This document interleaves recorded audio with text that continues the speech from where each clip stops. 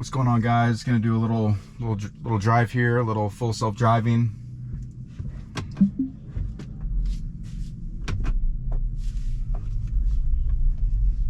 Starting out in a parking lot. Let's see if it can navigate its way out.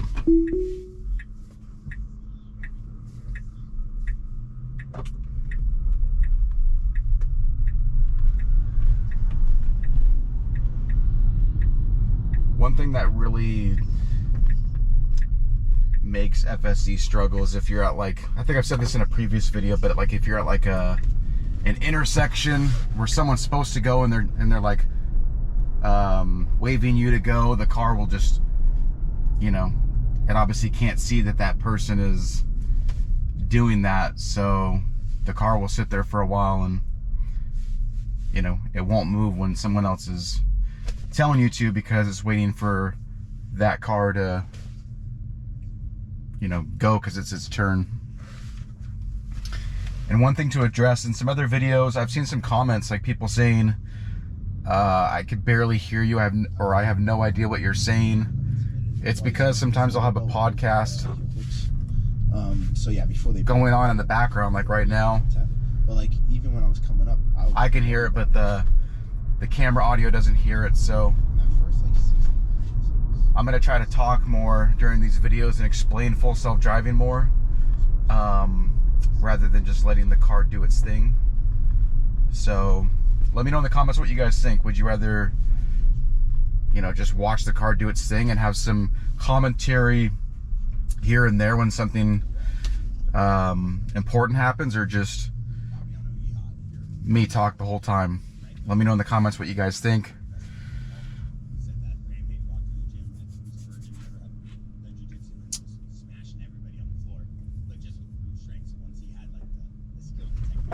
Super sunny day today.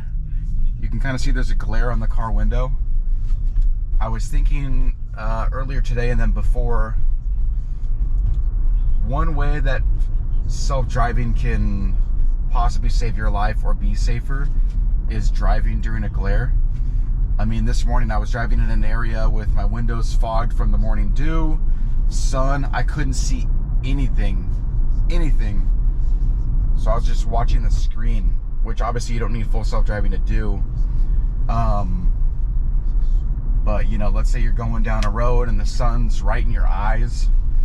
Having full self-driving on, you know, super helpful. You know, because you can't see anything, but the car can, whether it's on the screen or just self-driving being in control. So yeah, Teslas are great for being able to see in situations where you can't, you know, such as glares, or if your windows are fogged up. Let's say it's really rainy and you got the heat on in your car and your windows are fogged up, or you got ice on your window, you know, from the snow. Full self-driving, once again, can see when you can't.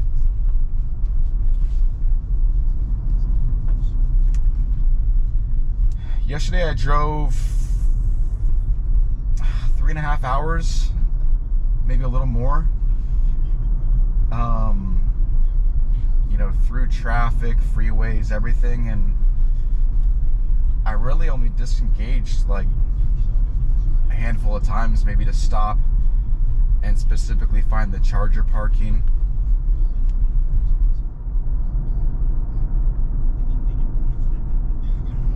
That is one thing I'm sure they'll improve. Like if you do full self-driving to get yourself to a charger, whenever it gets you to a parking lot, it doesn't know like the exact location a lot of times where you're trying to go. So it'll just drive into the general parking lot and then just like meander around. It doesn't happen all the time. Sometimes it'll actually take you like to the charger. But a lot of times when you go to a parking lot, or if you're going to a supercharger, it won't know the exact location. So it'd be helpful if Tesla like can pin down the exact location and the FSD knows exactly where the chargers are in a parking lot.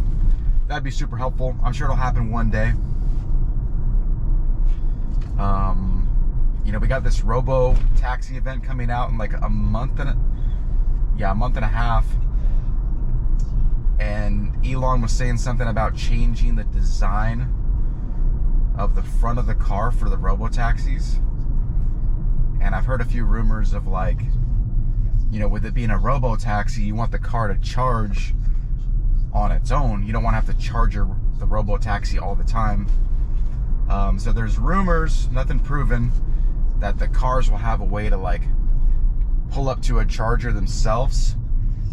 And like, I don't know how they're going to do it, but maybe the front end will like go right over on top of a charger, and then the car will be able to charge on its own. Kind of like how you can put a phone like on a mobile charging platform, like you can right here. You know, you could set your cell phone down and it'll charge. Possibly could have something like that with robo-taxis. You know, maybe I'm way off the page here, but there was some rumors about that, so it'll be exciting to see that. Maybe one day all Teslas, everything will be self-driving.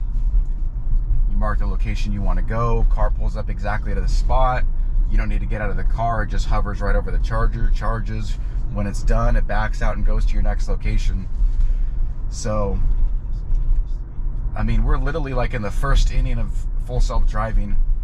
It's amazing to see how far it's come. I mean, I tried the free demo like 4 months ago or 5 months ago.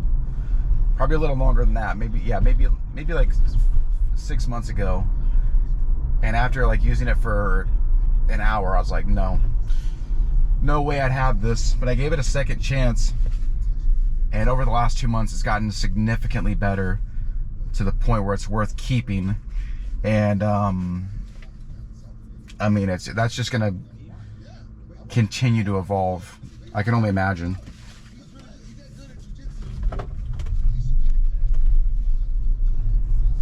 I mean, obviously the goal one day is to, you know, have unsupervised self-driving where you and the family just sit back, relax, take a nap, and they can get you where you're trying to go. Yeah, obviously this drive is super easy. You know, there's really not a lot challenging the FSD.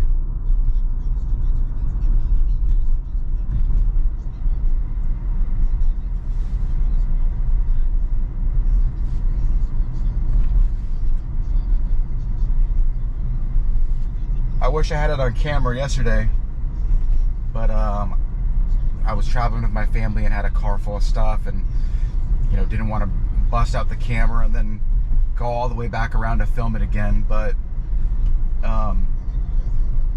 we were reaching a place where it was 2 lanes. One was being constructed, so it merged onto 1 lane. And it was one of those deals where one person would have a sign that says stop. On the other side, they'd have a sign that says slow. So there could be one-way traffic on and off. And the Tesla FSD handled it flawlessly. It saw that there was cones. It knew to merge to the middle lane. It saw that there was a stop sign. It stopped. The sign changed to slow. It continued to go up and around the cones. Completed the finish of the construction site. Noticed that the cones were gone. Merged back into the right lane. I don't know how long FSD's been able to handle that like that, but if I had to guess, it would only have been in the last couple months that it would have handled it that flawlessly. Maybe I'm wrong on that, but yeah, I wasn't expecting it to handle that flawlessly. In fact, with these new updates, there's really not a lot of situations where you have to intervene.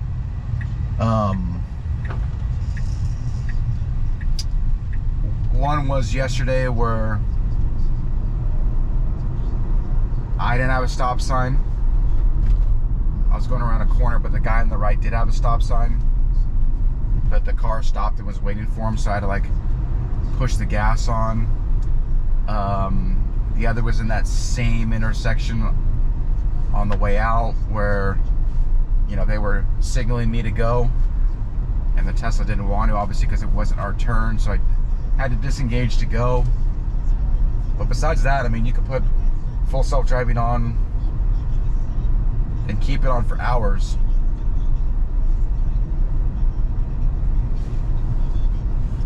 And you tend to forget you're driving.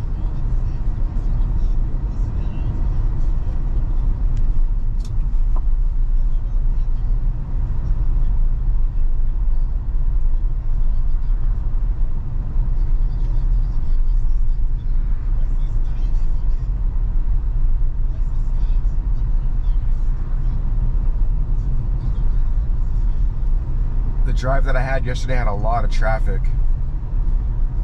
You know, stop and go, stop and go, stop and go, stop and go, uphill, up a grade for like an hour and a half. And having full self-driving is just like so nice, not having to every, you know, 20-30 seconds have to, you know, keep looking ahead, stopping, using your feet to stop, start, stop, start, stop, start, stop, start.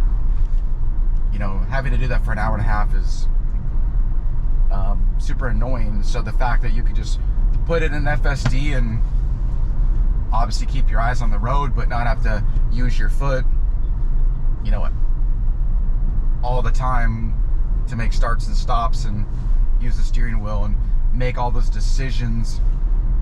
Having FSD in traffic is amazing.